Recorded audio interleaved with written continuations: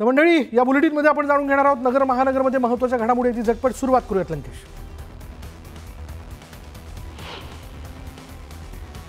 घरगुती गॅस सिलेंडरच्या दरात 50 रुपयांची वाढ झाली आहे. उज्ज्वला योजनेअंतर्गत असलेल्या सिलेंडरला देखील दरवाढ लागू होणार आहे आणि त्यामुळे आता सर्वसामान्यांच्या खिशाला कात्री बसणार आहे.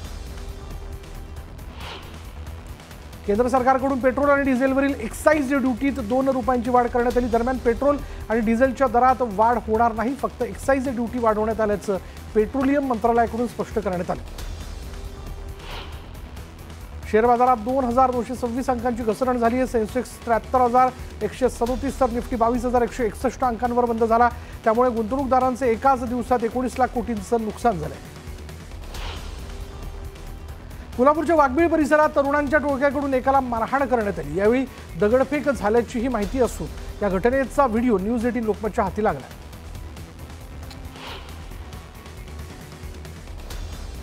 उल्हासनगरच्या शास्त्रीनगर परिसरात एक आई आपल्या 9 वर्षाच्या मुलीला रोज बेदम मारहाण करायची आणि या संदर्भात स्थानिकांनी पोलिसांना माहिती दिल्यानंतर पोलिसांनी चौकशी केली असता संबंधित महिला बांगलादेशी असल्याचं उघड झालं. दरम्यान या महिलेविरोधात गुन्हा दाखल करत तिला अटक करण्यात आली. उरवलीमध्ये बेस्ट बस खाली चिरडून 3 वर्षाची मुलीचा मृत्यू झाला. राजेंद्रनगरचा पूल ओलांडताना ही घटना घडली. बस चालकाला ताब्यात घेत पोलिसांनी तपास सुरू केला. पुण्यातील जेम रोड परिसरात वाळूने भरलेला ट्रक चेंबरमध्ये अडकला. ट्रकचं मागचं चाक चेंबरमध्ये अडकल्यानं मोठी वाहतूक कोंडी झाली. त्यामुळे वाहन चालकांना मनस्ताप सहन करावा लागला. मालाडमधील मालवणी परिसरात 2 महिलांचा ड्रग्ज घेतानाचा व्हिडिओ सोशल मीडियावरती व्हायरल झाला. आम्हाला ड्रग्जचं व्यसन लागलंय, ड्रग्ज घेतल्याशिवाय राहत नाही, असा त्या 2 महिलांमधील संवाद व्हायरल होतोय. हातकणंगलेमध्ये अल्पवयीन मुलीवर भानामती करून शारीरिक संबंध ठेवण्यास भाग पाडल्याच्या कारणाने एक महिला मांत्रिक आणि वाहन चालकांना पोलिसांनी ताब्यात घेतले. पॉक्सो अंतर्गत भोंदूबाबा एजंट महिला आणि तिला सहकार्य करणाऱ्या चालकाच्या विरोधात गुन्हा दाखल करण्यात आला. प्रशांत कोरटकरचा जेलमधील मुक्काम पुन्हा वाढलाय. कोरटकरच्या जामीन अर्जावरील निकाल जो आहे तो कोल्हापूर सत्र न्यायालयाने राखून ठेवलाय. कोरटकरच्या जामिनावर 9 एप्रिलला कोर्ट निकाल देणार आहे. कुणाल कामराला मद्रास हायकोर्टाकडून दिलासा कायम देण्यात आलाय. कायम ठेवण्यात आलेल्या आणि कामराच्या याचिकेवरील सुनावणी 17 एप्रिलपर्यंत तहकूब करण्यात आली. एकनाथ शिंदे यांच्यावर केलेल्या गाण्यामुळे कुणाल कामराविरोधात गुन्हा दाखल करण्यात आला होता. तनिषा भिसे मृत्यू प्रकरणी पुण्यातील दीनानाथ मंगेशकर रुग्णालय वादाच्या भोवऱ्यात सापडले. दरम्यान रुग्णालयातील डॉक्टर सुश्रुत घैसास यांनी राजीनामा दिला. दीनानाथ रुग्णालय प्रशासनाला त्यांनी आपला राजीनामा सुपूर्द केला.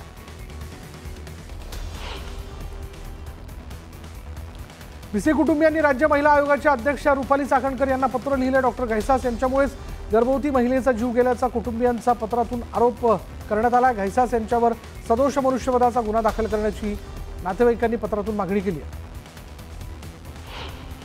पुणे गर्भवती मृत्यू प्रकरणात डॉक्टर घैसास यांच्या विरोधात फौजदारी गुन्हा दाखल करण्याची मागणी आमदार अमित गोरखेंनी केली आहे. तर त्यांची वैद्यकीय सनदही रद्द करण्याची मागणी त्यांनी केली आहे. नाशिकच्या काळाराम मंदिराचे अध्यक्ष मनील कुमार लोकवणी यांना उच्च न्यायालयानं हटवलंय. पूजेचे पैसे व्याजासह कोर्टात जमा करण्याचे आदेश देण्यात आले. दरम्यान या आदेशानं नाशिक शहरात खळबळ उडाली.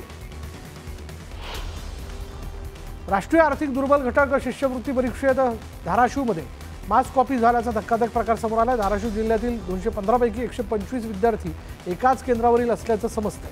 चौकशी करून संबंधितांवर कारवाई करावी अशी मागणी जी ती प्राथमिक शिक्षक महासंघाने शिक्षण विभागाकडे केली आहे. शिष्यवृत्ती परीक्षेतील मास कॉपी प्रकरणातील न्यूज 18 लोकमतच्या बातमीची प्रशासनाने दखल घेतली आहे. जिल्हा परिषद मुख्य कार्यकारी अधिकारी महिला घोष यांनी चौकशी समितीची नियुक्ती केली. चौकशी समितीला 7 दिवसात अहवाल सादर करण्याचे आदेश देण्यात आले. पुणे शहरातील काही भागात उद्या पाणीपुरवठा बंद राहणार आहे. खडकवासला ते वारजे जलकेंद्र आणि होळकर जलकेंद्राला जाणाऱ्या रॉ वॉटर लाईन सांडपाणी वाहिनीच्या कामामुळे पाणीपुरवठा विस्कळीत राहणार आहे. अंधेरी रेल्वे स्टेशनच्या प्लॅटफॉर्म क्रमांक 4 आणि 5 वरील मधल्या फुटओव्हर ब्रिजच्या दक्षिण बाजूचा जिना आजपासून 6 जून दरम्यान बंद राहणार आहे आणि या पायऱ्यांची देखभाल दुरुस्ती या कालावधीत केली जाणार आहे. मेट्रो आणि रेल्वे यांच्या जोडणीमुळे अंधेरीत प्रवाशांची वर्दळ असते.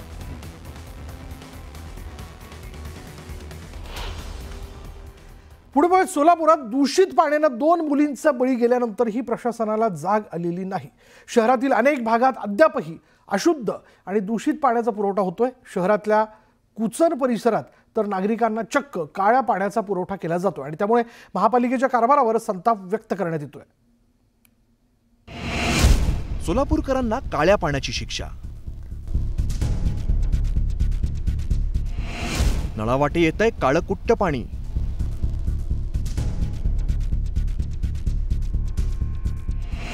नियमित पाणी पुरवठ्यासाठी नागरिक रस्त्यावर।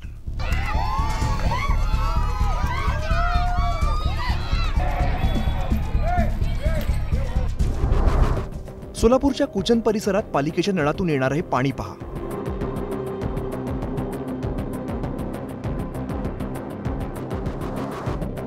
गेल्या महिनाभर परिसरातील नागरिकांना याच काळ्या कुट्ट रंगाच्या आणि दुर्गंधीयुक्त पाण्याचा वापर करावा लागतोय।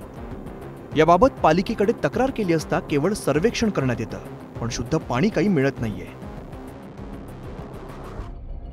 1 महिन्यापासून पाण्यात 1 ते 2 महिने झाले पाण्याची खूपच अडचण चाललेली आहे। एक तर या एरियाला सरकारी नळ नाही किंवा बोर नाही, विहीर नाही, तलाव नाही किंवा कुठलीही पाण्याची सोय नसल्यामुळे 8 दिवसाला एकदा पाणी सोडतात। ते पण पाणी पाहिजे असं पाणी पुरवठा होत नाही।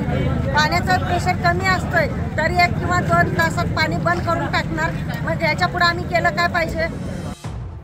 जी अवस्था कुचन परिसरातील नागरिकांची तीच बाबू जगजीवनराम वस्तीतील नागरिकांची सुद्धा आहे। या वस्तीत 2 दिवसांपूर्वीच 2 शाळकरी मुलींचा दूषित पाण्यामुळे मृत्यू झाला होता। यानंतर पालिकेने इथल्या पाण्याचं सर्वेक्षण केलं असता तब्बल 80 घरांमधील साठवलेल्या पाण्यात डेंग्यूच्या आळ्या आढळून आल्या। हे डेरणीचं पाण्यामुळे होते सर। डेरणीचं पाणी आणि मच्छर, ते डेरणीचं पाणी आणि पाईप पिण्याचं पाणी एकच झालं ते, त्यामुळं असं होतं सर।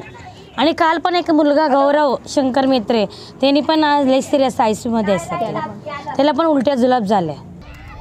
शहरातल्या इतर भागात सुद्धा पाण्याची तीच बोंब आहे। होडगी रोड, शिवशाहीनगर, हत्तुरे वस्ती, प्रभाग क्रमांक 25 मधील रेवण सिद्धेश्वर नगर, शंकरनगर आणि बसवेश्वर नगर या भागात 8 दिवसांनी पाणी पुरवठा होतोय, तोही केवळ अर्धा ते 1 तास।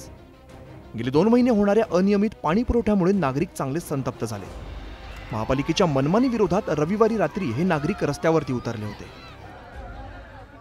ऐन उन्हाळ्यामध्ये आता मागच्या रमजान सणामध्ये सुद्धा आमच्या इथल्या भागात लोकांना पाणी व्यवस्थित मिळालं नाही, वेळेवर मिळालं नाही। आणि तरीसुद्धा आम्ही सांगितल्यानंतर आता या सीझनला आम्ही ह्या पाणीच्या वेळेला आम्ही पाणी पुरवठा सुरळीत करू असं वरच्या अधिकाऱ्यांनी आश्वासन दिलं। त्यानुसार बैठकी लावल्यानंतर सुद्धा दरवेळेस सुद्धा यावेळी सुद्धा पाणी अजिबात आलेलं नाही आहे। सोलापुरातील उन्हाचा पारा 42 अंशांच्या पुढे आहे। त्यातच पाण्याची मागणी वाढली आहे। पालिकेकडून 8 ते 15 दिवसात पाणी पुरवलं जात आहे, ते सुद्धा दूषित आणि दुर्गंधीयुक्त। या पाण्याने 2 मुलींचा बळी घेतलाय। आणखीन बळी जाण्यापासून रोखण्यासाठी पालिकेने वेळीच पावलं उचलणं गरजेचं आहे। प्रीतम पंडितसह bureau report, news 18 Lokmat, Solapur. आता पुन्हा एकदा नगर महानगरमध्ये इतरही घडामोडींची झटपट सुरुवात करूया। गिरीश महाजनांवर कुठलाही आरोप केला नसल्याचं एकनाथ खडसेंनी म्हटलंय। एका पत्रकाराच्या व्हिडिओ कॅसेटवर प्रतिक्रिया दिल्याचं खडसे म्हणाले। दरम्यान कुठलाही उद्योग केला नसल्याचं म्हणत तोड काळ करण्याचा इशारा त्यांनी दिला। धाराशिव जिल्हा मजूर फेडरेशनवर महायुतीचा झेंडा फडकलाय। भाजप आमदार राणा जगजितसिंह पाटलांनी आपलं वर्चस्व कायम राखत खासदार ओमराजे नाईक निंबाळकर आणि आमदार कैलास पाटील यांना धक्का दिला।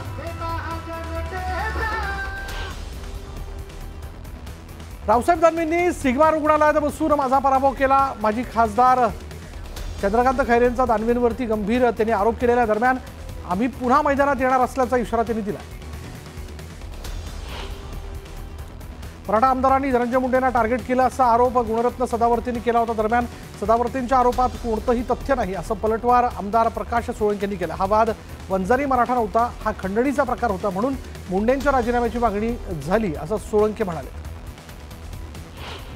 एकनाथ शिंदेच्या बालेकिल्ल्यावर भाजपने दावा ठोकलाय। ठाणे हा भाजपचा बालेकिल्ला आहे, भाजपचे 9 आमदार आहेत असं मोठं वक्तव्य भाजप नेते संजय केळकर यांनी केलं। वशिष्ठी नदीवरील एनरॉन पूल सध्या वाहतुकीसाठी बंद ठेवण्यात आला आहे। पुलाच्या दुरुस्तीच्या कामाला सुरुवात करण्यात आली।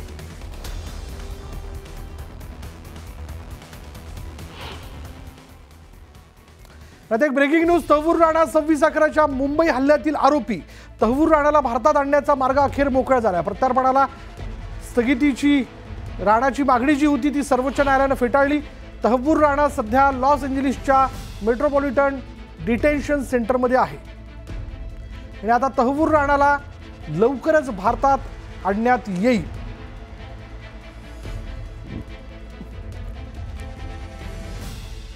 अधिक तपशील आपण जाणून घेणार आहोत. आमचे प्रतिनिधी प्रशांत लीला रामदास आपल्या बरोबर. प्रशांत, काय तपशील याबद्दल? विशाल, 26/11च्या हल्ल्याचा जो आरोपी होता तहव्वूर राणा याला भारतात आणण्याचा मार्ग अखेर मोकळा झाला. आपल्याला माहिती आहे गेल्या काही दिवसापासून त्याचा प्रयत्न असा होता की भारतात तो येऊ नये, यासाठी त्यांनी वेगवेगळ्या पद्धतीनं कायदेशीर लढाई लढण्याचा प्रयत्न केला. त्यांनी प्रथमतः अमेरिकेतील तिथल्या उच्च न्यायालयामध्ये याचिका दाखल केली, तिथे ती फेटाळण्यात आली. त्यानंतर त्या याचिकेच्या विरोधात त्यांनी सुप्रीम कोर्टामध्ये तिथल्या अमेरिकेच्या सुप्रीम कोर्टात आव्हान दिलं. त्यावरती आज सुनावणी होऊन त्याच्यावर अंतिम निर्णय आज झालेला आहे आणि त्यामध्ये त्याची जी याचिका आहे तहव्वूर राणाची 26/11च्या आरोपात जो पाकिस्तानचा आहे त्याच्यात ती याचिका न्यायालयाने फेटाळली आहे. त्यामुळे आता असं म्हणावं लागेल की त्याला भारतात येण्याचा मार्ग मोकळा आहे. सध्या तहव्वूर राणा जो आहे लॉस एंजलिसच्या मेट्रोपॉलिटन डिटेन्शन सेंटरमध्ये आहे आणि लवकरच खास करून रॉच्या माध्यमातून आणि भारत दूतावासाच्या माध्यमातून त्याला अटक करून भारतात आणायचं आणि त्याच्यावरती 26/11च्या प्रकरणामध्ये निश्चितपणे कायदेशीर कारवाई करण्याचा प्रयत्न भारत सरकारचा असणार आहे. विशाल, धन्यवाद प्रशांत या सगळ्या तपशिलाबद्दल. आणि आता इतरही घडामोडी. बागेश्वर धामचे धीरेंद्र कृष्ण शास्त्री बाबा 12 दिवसांच्या महाराष्ट्र दौऱ्यावरती आहेत. ते सध्या मुंबईत असून बाबा बागेश्वरांची मुंबईत पोहोचल्यानंतर पूर्णपणे वेगळीच शैली पाहायला मिळाली. बाबा बागेश्वर मुंबई पोलिसांसोबत क्रिकेट खेळताना दिसले.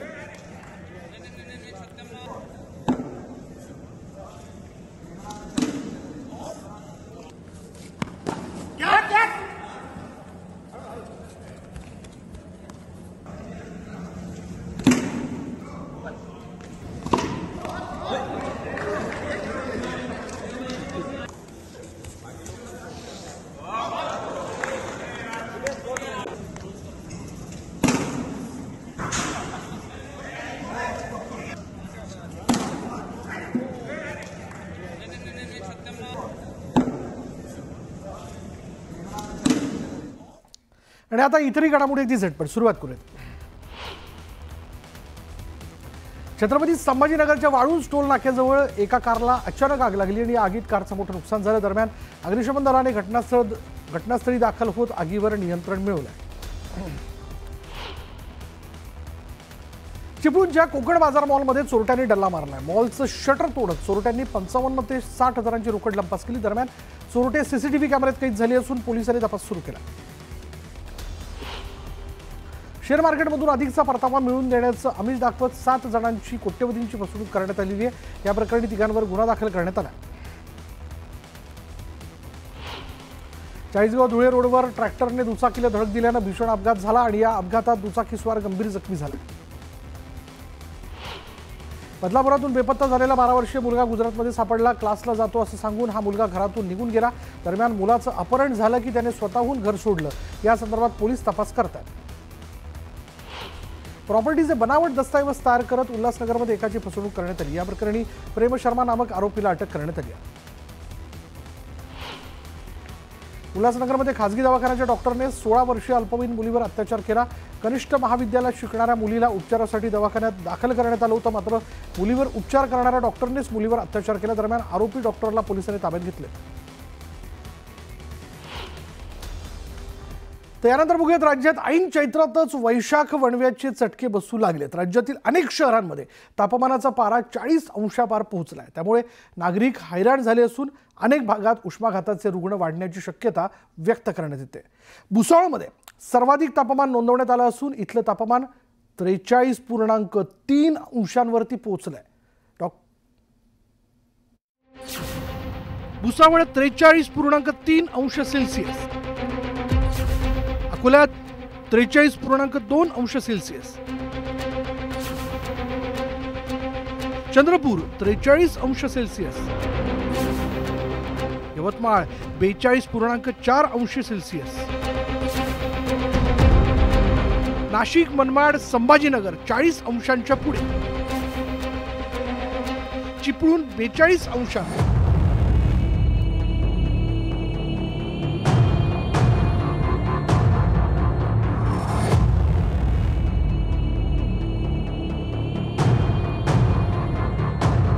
राज्यात अनेक भागात सूर्य अक्षरशः आग ओकतोय. सकाळचे 10 वाजताच उन्हाचा कडाका प्रचंड वाढतोय. लोक घामाघूम होत आहेत. जीव हैराण होतोय. उन्हाची काहिली कमी करण्यासाठी लोकांची पावलं रसवंतीगृह ज्यूस सेंटरकडे वळत आहेत. चैत्र सुरू होऊन 10 दिवस नाही उलटले तोच वैशाखाचे चटके बसू लागले. आता उन्हाळ्यासाठी आपलं जर सांगायचं असलं तर आता सध्याच पाणी पडला. त्या पाणी पडल्यामुळे त्याची जी वाफ आहे या वाफेमुळे लोकांच्या तब्येती खराब होत आहे. त्याने काळजी घ्यावी की कुठलंही पाणी पिऊ नये. आपल्या घरून निघताना व्यवस्थित पाण्याची एक छोटीशी बॉटल आणि निघताना अवश्य डोक्याला एक फेटा किंवा शेला किंवा रुमाल असं व्यवस्थित बांधून जावं. देशातील उष्ण शहरांमध्ये दरवर्षी चंद्रपूरचं नाव वरच्या स्थानी असतं. यंदा चंद्रपूरच्या बरोबरीला भुसावळ आणि अकोलाही पोहोचल्याचं दिसून येत आहे. या शहरात तापमानाचा पारा 43 अंश सेल्सिअसच्याही वर गेला. उन्हाचा कडाका टाळण्यासाठी लोक घराबाहेरच पडत नाहीयेत. रस्ते सुनसान दिसतायत. अंदाजन अगर इसी तरह से माहौल चलता रहा और किसी तरह का बारिश वगैरह का वेदर नहीं हुआ तो 45 से ऊपर जाने की संभावना है. नाशिक मनमाडमध्येही तापमान 40 अंशापार पोहोचलंय. नाशिकच्या ग्रामीण भागात उष्णतेची लाट आली असून उष्माघाताच्या रुग्णांमध्येही वाढ होते. यासाठी महापालिकेच्या रुग्णालयात उष्माघाताच्या रुग्णांसाठी विशेष वॉर्ड सज्ज करण्यात आले. उन्हातनं जाऊन आले की लगेच शरीरावर गार पाणी मारणं किंवा गार पाण्याने हातपाय धुणं हे टाळलं पाहिजे. थोडं जे नॉर्मल टेम्परेचर आहे त्याचा त्यांनी वापर केला पाहिजे. आणि जे रेग्युलरली उन्हात राहतात त्यांनी ORS वगैरे पिणं या सगळ्या गोष्टी करू शकतात. आणि जर सपोज तुम्हाला असं वाटतं की मला खूप चक्कर येते, माझं डोकं जड झालंय, थोडं अल्टर्ड सेन्सोरियम असेल म्हणजे बोलताना वगैरे जर त्यांची जीभ जड होते तर अशा वेळेस त्यांनी लगेच रुग्णालयात हजर व्हा. विदर्भ आणि उत्तर महाराष्ट्रासह कोकणातही उष्णतेची लाट दिसून येते. रत्नागिरी आणि सिंधुदुर्ग जिल्ह्यात उष्णतेची लाट जोर धरत असून हवामान खात्यानं पुढील 4 दिवसांसाठी येलो अलर्ट जारी केला. चिपळूणमध्ये तर तापमान 42 अंशांवर पोहोचलं असून नागरिक घराबाहेर पडणंही टाळतायत. पुढील 2 ते 3 दिवसात तापमानाचा पारा 45 अंशांच्या पुढे जाण्याची भीती व्यक्त करण्यात येते. त्यामुळे नागरिकांनी दुपारच्या वेळी कामाशिवाय घराबाहेर पडू नये. भरपूर पाणी प्यावं असा सल्ला डॉक्टरांकडून देण्यात आला. Bureau report, news 18 Lokmat. आता वेळ झाली का ब्रेकची. ब्रेक घेऊयात. पहा फक्त न्यूज 18 लोकमत.